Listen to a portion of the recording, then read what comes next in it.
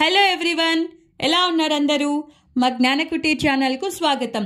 ముందుగా మా ఛానల్ని సబ్స్క్రైబ్ చేసుకొని మాకు సపోర్ట్ అందిస్తున్న ప్రతి ఒక్కరికి మా ధన్యవాదాలు. అలాగే ఇంకా మా ఛానల్ని సబ్స్క్రైబ్ చేసుకొని వారు ఉంటే తప్పకుండా సబ్స్క్రైబ్ చేసుకోండి. భారతదేశ త్రివిధ దళాల్లో నావికా దళం ఒకటి. 1000 కిలోమీటర్ల సముద్ర తీరం కలిగి ఉన్న భారతదేశం సముద్ర మార్గం గుండా పొంచి ఉన్న ముప్పులను సమగ్రంగా ఎదుర్కొనేందుకు సర్వదా సిద్ధంగా ఉంటుంది.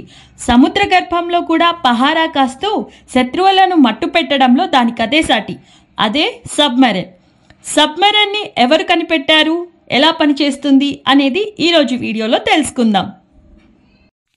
1620 ఇయర్లో డచ్ ఇంజనీర్ అయిన కార్నెలియస్ డ్రెబెల్ అనే వ్యక్తి సబ్మెరైన్ని కనుగొనడం జరిగింది. సబ్మెరైన్ 2 లేయర్స్గా తయారు చేయబడింది. పైది ఔటర్ లేయర్ అని, లోపల దాన్ని ప్రెజర్ హల్ అని అంటారు. సబ్మెరైన్స్ సముద్రంలో 300 నుండి 600 మీటర్ల డెప్త్లో ఉంటాయి. భూమిపై ఉన్న ప్రెషర్ కన్నా 16 టైమ్స్ ఎక్కువ ప్రెషర్ సబ్మెరైన్ పై ఉంటుంది. ఆ ప్రెషర్ని తట్టుకునేందుకు స్టీల్ మరియు టైటానియంతో 3 ఇంచెస్ మందంతో సబ్మెరైన్ని తయారు చేయబడుతుంది. ప్రెషర్ హల్కి ఔటర్ లేయర్కి మధ్యలో గ్యాప్ ఉంటుంది. దాన్ని బలాస్ట్ ట్యాంక్ అని అంటారు. ఈ బలాస్ట్ ట్యాంక్ ద్వారానే సబ్మెరైన్స్ షిప్ లాగా నీటిపైకి లేదా నీటిలోకి వెళ్ళగలదు. అది ఎలాగంటే ఔటర్ లేయర్కి కింద 2 వాల్స్ ఉంటాయి. అలాగే ఇన్నర్ లేయర్కి 1 వాల్వ్ ఉంటుంది. ఒకవేళ సబ్మెరైన్ని నీటిలోకి తీసుకొని వెళ్ళాలంటే ఔటర్ లేయర్కి ఉన్న 2 వాల్స్ని ఓపెన్ చేస్తారు. దాంతో సముద్రం నీరు ఔటర్ లేయర్కు, ఇన్నర్ లేయర్కు మిడిల్లో ఉన్న బలాస్ట్ ట్యాంక్లోకి చేరుతాయి. దీనివల్ల సబ్మెరైన్ బరువు పెరిగి నీటి లోపలికి వెళ్ళగలదు.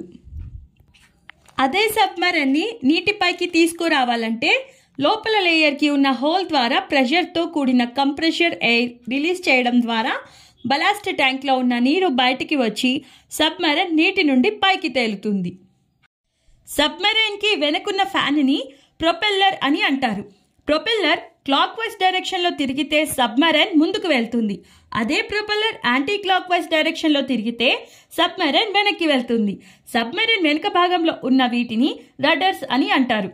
రడర్స్ని submarine right side or left సైడ్కి తిప్పడానికి యూజ్ చేస్తారు. సబ్మెరైన్స్ని ఒక చోటు నుండి ఇంకో చోటుకి తీసుకెళ్లాలంటే 2 రకాల నావిగేషన్స్ని యూజ్ చేస్తారు. ఒకటి శాటిలైట్ బేస్డ్ జీపీఎస్ సిస్టమ్. ఈ జీపీఎస్ నావిగేషన్ సిస్టమ్ నీటిపై ఉన్నప్పుడే పనిచేస్తుంది. నీటిలో ఉన్నప్పుడు పనిచేయదు.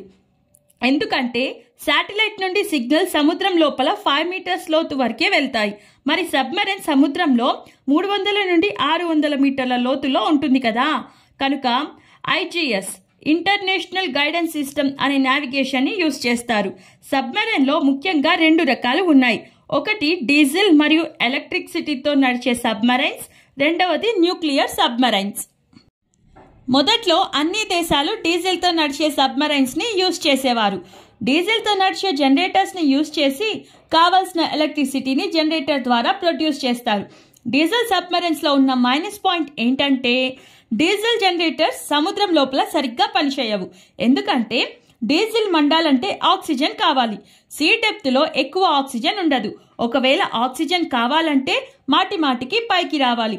అలా పైకి వచ్చినప్పుడు శత్రువులకు కనపడే అవకాశం ఉంటుంది. అందుకని న్యూక్లియర్ సబ్మెరైన్స్ని కనిపెట్టారు. న్యూక్లియర్ సబ్మెరైన్స్కి ఎలాంటి ఆక్సిజన్ అవసరం ఉండదు. యురేనియం 235ని యూజ్ చేసి కరెంటుని ప్రొడ్యూస్ చేస్తారు. అందుకని కొన్ని నెలల పాటు సబ్మెరైన్స్ నీటిలో ఉండగలుగుతాయి. ఒకవేళ న్యూక్లియర్ ప్లాంట్ చెడిపోయినా బ్యాకప్ కోసం బ్యాటరీస్ ఉంటాయి. సాధారణంగా గాలిలో 78% nitrogen, 21% oxygen and other gases 1% ఉంటాయి. కానీ సముద్రంలో ఉన్న వారికి ఆక్సిజన్ ఎలా వస్తుందో చూద్దాం. సముద్రంలో ఆక్సిజన్ కోసం ఎలక్ట్రాలిసిస్ అనే ప్రాసెస్ని యూజ్ చేస్తారు.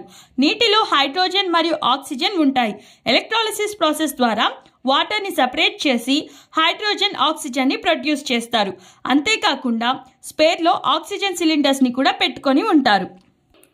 అలాగే సబ్మెరైన్స్ వాటర్ ప్రూఫ్ మరియు ఎయిర్ ప్రూఫ్ కావడం వలన మనం వదిలిన కార్బన్ డైఆక్సైడ్ అక్కడే ఉండిపోయి పాయిజన్గా మారే ప్రమాదం ఉంటుంది. అందుకని సబ్మెరైన్లో సోడా లైమ్ ప్రాసెస్ని యూజ్ చేస్తారు.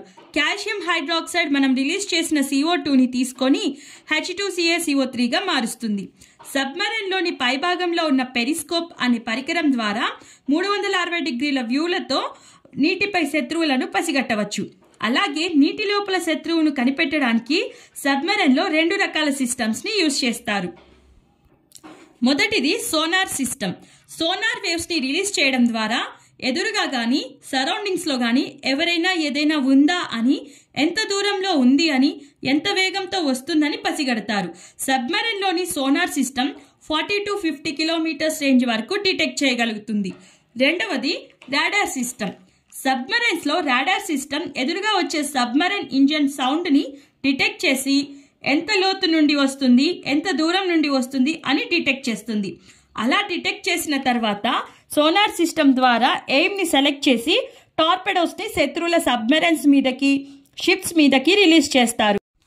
ఇలాగా శత్రువుల సబ్మెరైన్స్ మీదకి, షిప్స్ మీదకి టార్పెడోస్ని రిలీజ్ చేసి వాటిని నాశనం చేసి దేశ రక్షణ చేస్తారు. చూశారు కదా, ఈరోజు వీడియోలో సబ్మెరైన్స్ గురించి తెలుసుకున్నాం. సబ్మెరైన్స్ ఎవరు కనిపెట్టారు, అవి ఎలా పనిచేస్తాయి, వాటి భాగాలు అన్నీ తెలుసుకున్నాం కదా. ఈ వీడియో మీకు నచ్చినట్లయితే లైక్ చేయండి, షేర్ చేయండి, కామెంట్ చేయండి. తప్పకుండా మా ఛానల్ని సబ్స్క్రైబ్ చేసుకోండి. పక్కనే ఉన్న బెల్ ఐకాన్ని క్లిక్ చేయండి. మా ఛానల్ నుండి నోటిఫికేషన్స్ ముందుగా మీకు వస్తాయి. Thanks for your support and thanks for watching.